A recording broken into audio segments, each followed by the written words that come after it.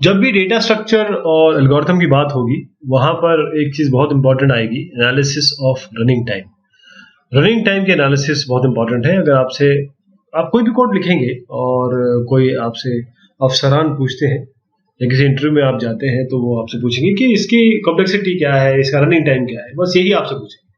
और अगर आपने इसको डिफेंड कर लिया तो आपका काम बन जाएगा, क्योंकि अगर आपने सॉफ्टवेयर अच्छा लिखा हुआ है तो उसकी एफिशिएंसी जरूर देखेंगे आप, उसकी कॉम्प्लेक्सिटी जरूर कंप्यूट करेंगे। तो यहाँ कुछ आज बात करेंगे कि जब भी हम ये डेटा स्ट्रक्चर और एल्गोरिथम की बात कर रहे हैं तो हम ये जरूर जानेंगे कि इस पे क्या ऑपरेशंस हो रहे हैं, किस तरीके से ऑपरेशंस हो रहे हैं और कितने इफेक्टिवली ऑपरेशंस हो रहे हैं। कितने इफेक्टिवली, बहुत जरूरी बात है कि किस तरीके से ऑपरेशन हो रहे हैं, लेकिन कितने इफेक्टिव ऑपरेशन हो रहे हैं। हम ये जानना चाहेंगे कि अच्छा या बुरा डेटा स्ट्रक्चर कौन सा है, अच्छा या बुरा। अब ये कैसे पता चलेगा? तो रनिंग टाइम पता करेंगे। कैसे आप करेंगे कि जो ऑपरेशंस यूज करेंगे, पहले तो यही सबसे बड़ा सवाल यही है कि ऑपरेशंस कौन से होते हैं, ये बाद में आएगा। लेकिन पहले देखेंगे कि रनिंग टाइम कोई भी ऑपरेशन के लिए। तो रनिंग टाइम किसी भी ऑपरेशन के लिए हम केवल ये तो नहीं कह सकते हमारा एल्गोरिथम फास्ट चल रहा है, स्लो चल रहा है। ये भी बताना पड़ेगा किस मशीन पे चल रहा है, उसके साथ और कौन से प्रोसेस चल रहे हैं। तो ये जो मेजरमेंट है ये पूरी कंप्लीट स्टोरी नहीं बताएगा आपको। तो इसके लिए क्या करना पड़ेगा हमको, कुछ ना कुछ थियोरेटिकली जो हमने अभी तक साइंटिस्ट ने और मैथमेटिशियंस ने किया है उसको हम यहाँ पर इंट्रोड्यूस करना चाहेंगे। तो रनिंग टाइम क्या हुआ? रनिंग टाइम मतलब ये है कि हम उसकी बात नहीं कर रहे कि मशीन कैसे रन कर रही है, ये सब जो एस्पेक्ट्स है। हम ये बात कर रहे हैं कि अगर हमारे पास एक एल्गोरिथम है जो एरे उसमें आप चला रहे हैं, एल्गोरिथम में एरे है, तो उस एरे में जितना आप एरे बड़ा रखेंगे, छोटा रखेंगे, या वैल्यू डाल रहे हैं, वैल्यू निकाल रहे हैं, तो उसको करने का कितना टाइम लग रहा है आपके लिए। तो हम कहना क्या चाह रहे हैं कि हमारे पास एक फंक्शन t है जो किसी इनपुट i से मैप करता है, और अगर हम कहें कि इसका रनिंग टाइम क्या है तो हम ti से डिनोट करेंगे। तो आगे आप ti बहुत देखेंगे तो इससे समझिएगा ti क्या है। तो ये जो ti है उसके लिए हमको सारे इनपुट लेने पड़ेंगे जो जो इनपुट इसमें काम कर सकते हैं। बट अब इसमें एक और प्रॉब्लम आ जाती है। क्या प्रॉब्लम है? प्रॉब्लम ये है कि ये i कहां तक जाएगा। ये तो एक बाउंड आपको देना पड़ेगा ना, एक बाउंडिंग आपको देनी पड़ेगी, कहीं ना कहीं उसकी पेरिफेरी डिफाइन करनी पड़ेगी। जैसे कहते हैं sky is the limit, but sky में भी आप बोलेंगे ट्रोपोस्फियर है, मेसोस्फियर है, एक्सोस्फियर है, कहां जाना है, उस चीज की बात मैं कर रहा हूं। तो जो इनपुट साइज है उनको हम लाने के लिए हम क्या करते हैं कि हम यहाँ पर एक नया नोटेशन करते हैं कि most inputs have natural measure of size. Maximum जो इनपुट्स आते हैं उनका कुछ साइज होगा, जैसे बाइट्स में आप कंप्यूट कर लीजिए, या एरेज में कितने नंबर्स हैं, कितने वैल्यूज डली हुई है, उनको आप कंप्यूट कर लीजिए। तो हम IN लेते हैं। IN क्या होगा? इनपुट n, और I input for all sets of, और for the sets of all inputs of size n। Size n के लिए जितने भी इनपुट होंगे वो हम IN से डिनोट कर रहे हैं, और हम टाइम TN टाइम है, यानी कि हम TI की बात कर रहे हैं।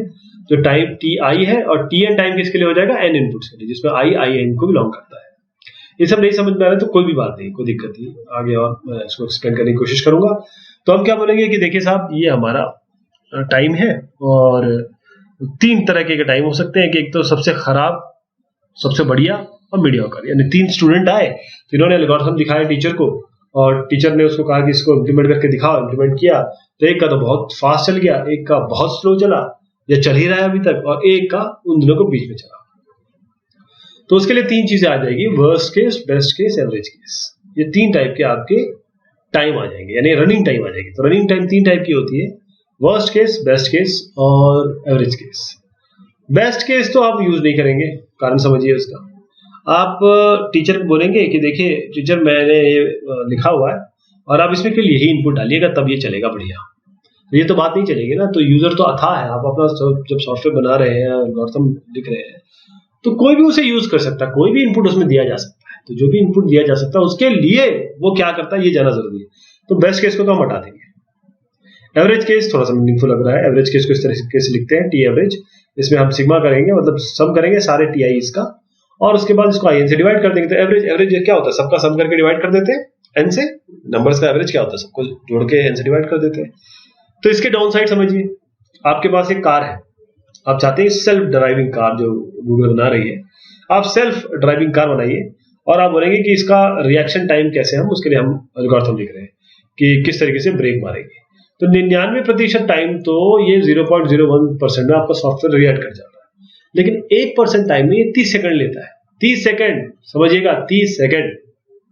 एक ट्रैफिक में 30 सेकंड की कितनी वैल्यू होती है, यानी एवरेज इसका कर दीजिए तो कितना होगा, it takes less than half a second. Average करेंगे तो हाफ अ सेकंड आ जाएगा। तो क्या आप चाहते हैं कि आपकी कार क्रैश हो? क्या आप ये चाहेंगे कि ऐसा एल्गोरिथम आप ले सेल्फ ड्राइविंग के लिए कि आपकी कार क्रैश हो? तो ये इसका डाउन साइड है, ये भी एक इसका डाउन साइड है। तो एवरेज केस को इक्वली लाइकली के हिसाब से यूज कर सकते हैं। कोई कभी assumptions हमारी ट्रू भी हो सकती है, कभी कोई ये कह सकता है कि 1% जो है कभी आएगा नहीं, हमेशा 99% आता रहेगा। ये भी एक इस पे एक डिस्कशन हो सकता है।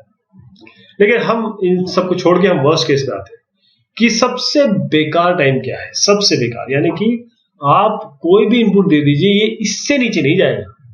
यानी मान लीजिए कि आपने कह दिया कि 99% ऑफ टाइम नहीं, छोड़िए आप इसको छोड़ दीजिए, आप बोलिए 100% ऑफ टाइम 0.01 सेकंड नहीं, ये 2 सेकंड तक काम करेगा, 2 सेकंड में रिएक्शन दे देगा। 2.1 सेकंड नहीं होगा, 2 सेकंड आपने कह दिया, 2.1 सेकंड नहीं होगा। तो जिस क्लाइंट को आप दे रहे हैं वो अपने आप में मुतमईन है कि देखो साहब ये जो एल्गोरिथम है 2% से 2 सेकंड से ऊपर नहीं जाएगा। ये हमारा वर्स्ट है। आप समझ गए होंगे, आप बेस्ट टाइम वर्स्ट टाइम, ये जो एवरेज टाइम है इसको समझ गए होंगे। तो ये गारंटी आप दे रहे हैं। अब ये सब तो बात हो गई कितने टाइप के होते हैं। अब आइए बिग ओ नोटेशन पे। बिग ओ नोटेशन क्या होता है? अभी बिग ओ भी बताऊंगा मैं आपको, बिग ओमेगा भी बताऊंगा, मतलब ओमेगा नोटेशन भी बताऊंगा और थीटा नोटेशन भी बताऊंगा। तो अब मैंने आपको याद है पहले स्टार्टिंग में बोला था कि ऑपरेशंस क्या होंगे। अब ऑपरेशंस ही सबसे बड़ा मुद्दा है। ऑपरेशन, किसी ने कहा कि देखिए मेरे पास ए आई प्लस प्लस ही एक ऑपरेशन है, क्या आप इसको एक ऑपरेशन मानेंगे? इसमें पहले तो आई को रीड करना है, रीड द वैल्यू ऑफ आई, फिर उसके बाद यूज इट, आई को यूज करके आप ए आई रीड करो, फिर ए आई रीड करने के बाद इसको आप इंक्रीमेंट करो, फिर उसके बाद वापस लिख दो मेमोरी में। कितने ऑपरेशन हो गए? कोई कहेगा 4 ऑपरेशन, कोई कहता है 1 ऑपरेशन। तो डिपेंडिंग अपॉन मेमोरी हायरार्की हम लोगों का ले लेंगे कि चलो भाई आपके हिसाब से 2 हो गया, आपके हिसाब से 3 हो गया, आपके हिसाब से 4 हो गया। बट जो फाइन ग्रेन एनालिसिस है तो वो थोड़ी टीडियस है। इसके लिए, इन सब चीजों के लिए हमने क्या किया, हमने बोला देखिए जब हम इसको रनिंग टाइम कंप्यूट करेंगे तो जो भी कॉन्स्टेंट्स आएंगे हम उनको छोड़ देंगे, उनको हम नहीं मानेंगे, लेट इट बी। जो छोटे प्लेयर्स हैं जो रनिंग टाइम को ज्यादा इफेक्ट नहीं करें उनको भी हम छोड़ देंगे, हाईएस्ट को ले लेंगे, हाईएस्ट को ले लेंगे। तो बिग ओ नोटेशन आपको बता रहा है, बिग ओ नोटेशन ये रनिंग टाइम आपको बता रहा है और किस तरीके से इसको निकाला गया आप समझिएगा। ये सब मैं आपको बताने की कोशिश नहीं करूंगा, डायग्राम से बताने की कोशिश करूंगा ताकि आप अच्छे से समझ जाए। देखिए ये आपका फंक्शन है, ये आपका फंक्शन है। अब ये जो फंक्शन है, जो इसकी रनिंग टाइम, आपको इसकी कुछ रनिंग टाइम है। आपने बोला कि किसी भी टाइम पे ये दो यहां पर एक्चुअली ये यहां कांस्टेंट से शुरू होता है। ये जो आप सी कांस्टेंट देख रहे हैं ना, ये सी डैश, वो सब यहां से शुरू होते हैं, इस तरीके से शुरू होते हैं। लेकिन मैं ओरिजिन से ही बताता हूं ताकि आप अच्छे से समझ जाए। लेकिन आपको ऐसा होता नहीं है अमूमन, प्रैक्टिकल ऐसे नहीं होता, इसलिए ये n0 वगैरह हम लेते हैं। कई बुक्स में n is equal to n0 for some n0 for some c this happens. तो ये जो हमारा एक कर्व है या फंक्शन है, इसके ऊपर हमने एक लाइन खींच दी या एक कर्व खींच दिया, इसके नीचे एक कर्व खींच दिया। अब हमने कहा ये बिग ओ है और हमने कहा ये ओमेगा है। क्या बोला हमने? ये फंक्शन कभी भी रनिंग टाइम इसका इससे ऊपर नहीं जाएगा, इसका रनिंग टाइम इससे ऊपर नहीं जाएगा, ये इसका अपर बाउंड है। और नीचे वाला क्या हो गया? ये हो गया इसका लोअर बाउंड, इससे नीचे कभी नहीं जाएगा, तो इससे ऊपर कभी नहीं जाएगा, इससे नीचे कभी नहीं जाएगा। तो कोई भी फंक्शन का tn अगर किसी fn से, जो फंक्शन ये क्या हो सकता है, n क्यूब हो सकता है, n स्क्वायर हो सकता है, कोई भी फंक्शन हो सकता है। मतलब ये हमारा एक्चुअल फंक्शन नहीं, एक्चुअल फंक्शन तो हमारा कुछ भी हो सकता है। लेकिन जो रनिंग टाइम के बारे में बता रहा हूँ वो n क्यूब हो सकता है, n स्क्वायर हो सकता है, log n हो सकता है, order of n log n हो सकता है, n log n हो सकता है, n टू द पावर 5 हो सकता है, 1 to the power n to the power minus नहीं माइनस नहीं होगा, तो इतना हो सकता है। तो अब इसमें ये मैंने कहा कि n स्क्वायर से ऊपर नहीं जाएगा, n क्यूब से नीचे नहीं जाएगा, ठीक। तो n square, n cube, log n log n, ये सारी चीजें जो है यही आपके ऑर्डर को बता रही है। तो अगर मैं इस तरीके से ड्रॉ कर रहा हूं तो जो ऊपर वाला ये मेरा ग्राफ है, इसके ऊपर वाली लाइन जो है वो ऑर्डर बताती है बिग ओ, इसके नीचे वाली जो बताती है वो बताती है ओमेगा। बस इतना ध्यान रखिए। और इन दोनों के बीच में जो लाइन है उसे हम थीटा कहते हैं, वो आपका थीटा नोटेशन हो जाएगा। तो थीटा नोटेशन आपका बिग ओ आप समझ गए, और आपका जो नीचे वाला है वो ओमेगा नोटेशन हो गया। तो अपर बाउंड और लोअर बाउंड, अभी मैंने आपको बताया अपर बाउंड और लोअर बाउंड, तो आप सोच रहे होंगे ये अपर बाउंड और लोअर बाउंड निकालेंगे कैसे। वैसे ये डिस्कशन का पॉइंट नहीं है फिलहाल, बट पॉइंट ये है कि अपर बाउंड और लोअर बाउंड निकालेंगे कैसे, ये बहुत जानना बहुत जरूरी है। अपर बाउंड फॉर एग्जांपल, एक हमारे पास t1 फंक्शन है, एक t2 फंक्शन है। किसी ने कहा कि हमारे पास दो एल्गोरिथम है, एक n और n टू द पावर 4 के बीच में आता है, एक n स्क्वायर और n क्यूब के बीच में आता है। कंपेयर करके बताइए, कोई आपसे पूछे t1 किसी कोई भी एल्गोरिथम जिसका टाइम t1 है, कोई भी एल्गोरिथम t2 जिसका टाइम t2n है, वो इनके और इनके बीच में आता है, क्या आप बता सकते हैं कौन सा बढ़िया है कौन सा अच्छा है। t1 का जैसे मैंने अभी भी आपको ग्राफ से समझाया, तो ये t1 क्या बोल रहा है, देखिए इस तरीके से t1 का ग्राफ बनेगा। t1 का नहीं बल्कि जो फंक्शन है उसका ग्राफ बनेगा, t1 तो उसका टाइम है। ये n टू द पावर 4 यानी कि इसका जो बिग ओ है वो n टू द पावर 4 है। ये जहां क्रॉस करा ना उसे n0 कहते हैं, वही c है आपका n0। और जो नीचे वाला है वो क्या है आपका n, यानी नीचे वाली लाइन जो हमने खींची। तो ये बिग ओ हो गया, ये ओमेगा हो गया, बिग ओ ओमेगा हो गया। इसका मतलब ये n और n4 यानी कि इसका t1 का big O n to the power 4 हो गया, और इसका नीचे वाला n यानी कि ओमेगा हो गया। तो ये अपर बाउंड हो गया, लोअर बाउंड हो गया। t2 के लिए अपर बाउंड हो गया, मतलब इससे ऊपर नहीं जाएगा वो n क्यूब हो गया, इससे नीचे नहीं जाएगा n स्क्वायर हो गया, ठीक। तो कौन सा बेटर है ये आप कभी भी नहीं बता सकते इसको देख के। कोई अगर आपसे पूछे कौन सा एल्गोरिथम है तो आप बता ही नहीं सकते, क्यों? क्योंकि ये बेमेल है। अगर आप बोलेंगे n क्यूब और n स्क्वायर में बताओ तो आप बता सकते हो, अगर आप बोलोगे n क्यूब और n log n में बताओ तो आप बता सकते हो आप, लेकिन आप ये बेमेल में नहीं बता सकते। देखिए क्योंकि आप ये n और n4 के बीच में, ये n स्क्वायर n क्यूब के बीच में, कई चीजों के लिए एल्गोरिथम अच्छा हो सकता है, कई चीजों के लिए एल्गोरिथम अच्छा हो सकता है, इसलिए बेमेल है। ऐसा इसमें हम कभी नहीं बता सकते, क्योंकि बहुत रेंज ऑफ पॉसिबिलिटीज बहुत सारी हो जाएगी इसमें, ठीक। आप समझ गए होंगे कि मैं क्या कहना चाह रहा हूं, क्योंकि हमको दोनों को बराबर लाना पड़ेगा, तब हम मैच कर सकते हैं बाउंड। अब कई लोग बोलते हैं कि हम क्या लें, ओमेगा ले या बिग ओ ले, अपर बाउंड ले या लोअर बाउंड ले। तो इसकी ये एक सवाल है, बड़ा पेचीदा सवाल है कि running time, worst running time, अगर आप बोले कि रनिंग टाइम आपका वर्स्ट रनिंग टाइम है, तो आप किसमें इंटरेस्टेड है? वर्स्ट रनिंग टाइम में इंटरेस्टेड है क्या? है ना?